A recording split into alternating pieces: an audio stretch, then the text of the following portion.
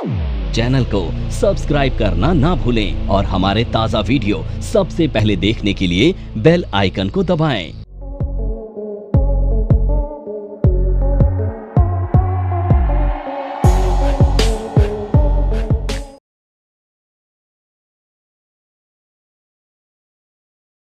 अब अगला जो सेक्टर है इसका नाम है एविएशन सेक्टर।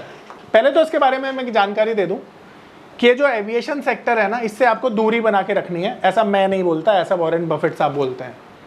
अब मैं यहाँ से बैक टेस्ट करने के लिए आपको ना एक ऐसी एयरलाइन का नाम बताइए जो प्रॉफिटेबल है बिफोर कोविड, आफ्टर कोविड नहीं, बिफोर कोविड। तो आप देखोगे कि कितनी सारी कंपनी इंडिया में बंद हुई। आपने देखा जेट एक बहुत बड़ी कंपनी हुआ करती थी, जेट एयरवेज बंद हो गई, और बहुत सारी कंपनियां हैं जो बंद हुई हैं। अब क्या नाम लूँ, विजय माल्या का नाम आपको बताइए, लेना नहीं चाह रहा था मैं। तो ये सारी कंपनियां बंद पता है क्यों हुई? क्योंकि ये जो एविएशन का बिजनेस मॉडल है ना, ये इस तरह से बनाया गया है कि इसमें खर्चे ज़्यादा हैं, इनकम कम है। मैं आपको बोलूँ दिल्ली से मुंबई के लिए ना आप फ्लाइट लो और 20,000 रुपये दो, तो आप दोगे? बोलोगे सर 4500 5,000 की टिकट आती है, आप 20,000 क्यों ले रहे हो? अगर मैं 20,000 लूँ तो मैं ना एक क्लासिफिकेशन कर रहा हूँ कि इसमें सिर्फ ना लग्जरी क्लास के जो लोग होते हैं ना, यानी एक्सट्रीम जो रिचेस्ट लोग होते हैं, वो ट्रैवल कर सकते हैं।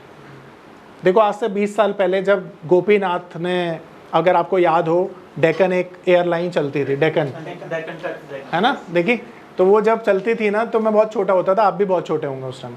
तो उस समय पे डेक्कन एक ऐसी एयरलाइन थी जो कि ना गरीबों को ना वो ट्रैवल कराती थी। लाइक अगर तुम इंडियन एयरलाइन से मुंबई जा रहे हो तो उस समय अगर 6,000 लग रहे हैं तो वो 1,500 का टिकट देती थी। अब 1,500 तो अफोर्डेबल है गरीबों के लिए, बेचारे ट्रैवल करते थे।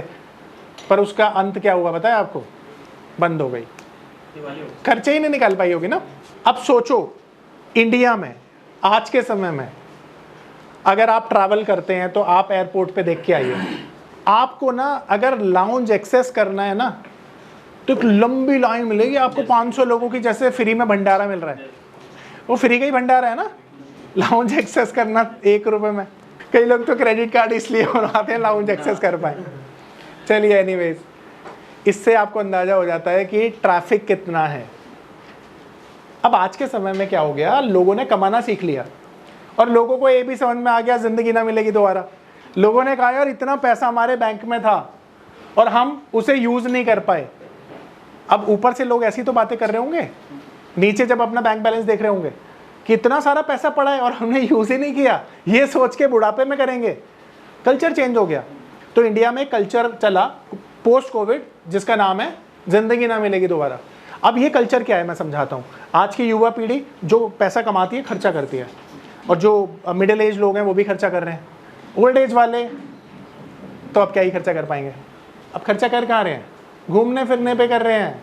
अब आप देखोगे जो ट्रेन के टिकट होता है ना वो कंफर्म्ड हो जाता है इन रूट पे, दिल्ली मुंबई पे कंफर्म्ड हो जाएगा, दिल्ली गोवा जाओ कंफर्म टिकट मिलता है। और ऐसे बिजिएस्ट रूट पे यहाँ पे तुम देखोगे कि एयरलाइन की जो टिकट्स है ना वो काफ़ी कॉस्टली आती हैं। लाइक अगर दिल्ली गोवा जाओगे तो 7,000 की टिकट मिलती है आपको, ठीक है। और इसमें क्या नाम है आपका, रेलवे में कितने की मिलेगी? सेम टिकट आपको मिलेगी शायद 1,800 की, आई एम नॉट श्योर, पर 1,800 2,000 की आ जाएगी। पैसा बच रहा है ना। पर लोग क्या ट्रैवल कर रहे हैं, इसे ट्रैवल कर रहे हैं। क्यों ट्रैवल कर रहे हैं? क्योंकि उनका मानना है कि अब जितने भी दिन है ना हमारे पास, क्योंकि लाइफ तो अनसर्टेन है, मजे करो लाइफ में। अब ये मजे वाला जो एटीट्यूड है किसके लिए अच्छा है? एविएशन कंपनीज के लिए अच्छा है। तो मैंने अपने एक्सपीरियंस में देखा बिफोर कोविड ये कंपनियां लॉस मेकिंग थी, पर आफ्टर कोविड प्रॉफिट जनरेट कर रही हैं। तो वॉरेन बफेट साहब को दोबारा सोचना पड़ेगा कि क्या अभी भी मैं अपने इन्वेस्टर्स को यही बात बोलूं कि इन्वेस्ट ना करो, या बोलूं कि कर लो। पर मैं आपको बोलता हूं कि ये कल्चर भी ना 2-4 साल में जब लोग जिंदा रहेंगे ना, उन्हें पता चलेगा कि कोई नहीं जाने वाला दुनिया से, तो वो सेविंग करने में दोबारा आ जाएंगे और फिर कहीं ना वो पुराना ट्रेंड रिपीट होगा 2 साल बाद। तो ये जो कंपनियां हैं ना हमेशा रिस्की बिजनेस पे रहती हैं। अब इसके बिजनेस को ना हम बहुत ज़्यादा डिटेल में समझ सकते हैं, पर मैं ज़्यादा टाइम नहीं लेना चाहता एक सेक्टर पे। तो आप ये समझ लीजिए कि इस सेक्टर में ना हाई कॉस्ट है और लो प्रॉफिटेबिलिटी है, ठीक है। और क्यों है ऐसा? ऐसा इसलिए क्योंकि जो एयरक्राफ्ट होते हैं ज़्यादातर वो लीज पर होते हैं, पायलट की सैलरी आप देखते हो 5 लाख से 10 लाख तक वेरी करती है। एयर होस्टेस देख सकते हो आप। फिर जो प्लेन आपका पार्क होता है फिर वहां पे वो चार्ज देना पड़ता है आपको, पता नहीं कितने सारे चार्जेस हैं, और उसके अगेंस्ट में जो प्रॉफिट निकल के आ रहा है वो इतना सा है, बहुत छोटा सा है। तो आप क्या ऐसी कंपनी के शेयर्स खरीद के पैसा बना सकते हैं जिसका प्रॉफिट कम है? और अगर एयरलाइंस की प्राइजेस डाउन हो गए अगले 2 सालों में तो प्रॉफिटेबिलिटी ऐसे क्रैश करेगी। समझ आ रही है मेरी बात? तो ये जो बिजनेस है ना, ये नॉर्मली बहुत हाई रिस्क के बिजनेस में आता है, बट फिर भी शॉर्ट टर्म में अगर ट्रेडिंग करना चाहते हो तो कौन किन चीज़ों को दिमाग में रख सकते हो उसे डिस्कस करते हैं। तो अब देखो, एविएशन सेक्टर चलाने के लिए ना एविएशन टरबाइन फ्यूल की ज़रूरत होती है। तो सबसे पहले तो एटीएफ की कॉस्ट अगर लो है ना तो इसका ये पॉजिटिव है। ये हाई ऑक्टेव क्रूड ऑयल होता है, ठीक है, प्योर, जो हमारे इंडिया में नहीं मिलता, इसलिए हमें ईरान इराक से इंपोर्ट करना पड़ता है। तो अगर इसकी कॉस्ट लो है तो एयरलाइन की कॉस्ट लो होगी। दूसरा, इनको ज़्यादा डिमांड मिलती है फेस्टिवल में। आपने देखा ना, फेस्टिवल होता है आजकल, यूथ क्या करती है, चलो घूम के आते हैं। तो अगर फेस्टिवल है तो इनके लिए पॉजिटिव है, डिस्पोजेबल इनकम बढ़ गई। तो आप लोग एक गोवा का ट्रिप तो लगा ही लेते हो, तो डिस्पोजेबल इनकम बढ़ना भी पॉजिटिव है। ये 3 चीज़ें बड़ी पॉजिटिव होती हैं, ठीक है। तो ये 3 चीज़ें देखकर आप निष्कर्ष निकाल सकते हो कि खरीदना या नहीं खरीदना। वैसे तो मत खरीदना, वॉरेन बफेट साहब ने मना किया है, और बुजुर्गों की हमें रिस्पेक्ट करनी चाहिए, मेरा पर्सनल मानना ऐसा है। क्या कहते हैं आप? आपके ताऊ जी तो आज आए हैं, चाचा जी नहीं आए। सर देखिए, जो इंटरनेशनल मार्केट में ना क्रूड ऑयल के प्राइस होते हैं, अब 2 तरह के क्रूड आते हैं, इंडिया में भी आप देखते हैं ना, एक तो स्पीड आता है जो 10 रुपये महंगा आता है, तो वो जो स्पीड है ना वही टेक्निकली एटीएफ है, हाई ऑक्टेव होते हैं, उसमें प्योरिटी ज़्यादा होती है। तो उसी तरह से एटीएफ आता है जो प्लेन उड़ाने के लिए काम आता है, उसी को हम एविएशन टरबाइन फ्यूल बोलते हैं, ठीक है। और ये थोड़ा सा हाई प्राइस का होता है क्योंकि प्योरिटी ज़्यादा है।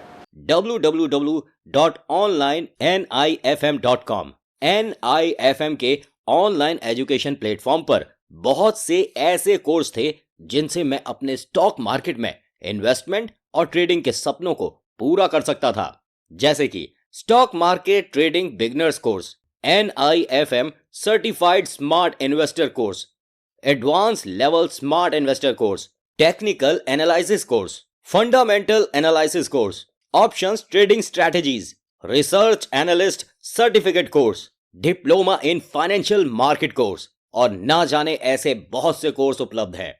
फिर मैंने www.onlinenifm.com की साइट पर जाकर NIFM का NIFM certified smart investor course को ऑनलाइन परचेज किया, जिसको सीखने के बाद मैंने जाना कि शेयर मार्केट से पैसा कमाना कितना आसान है। बस आपको एक सही प्लेटफॉर्म की जरूरत है, जो है www.onlinenifm.com। NIFM के ऑनलाइन प्लेटफॉर्म की वजह से मैंने लॉकडाउन के दौरान शेयर मार्केट से अच्छी इनकम भी जनरेट की।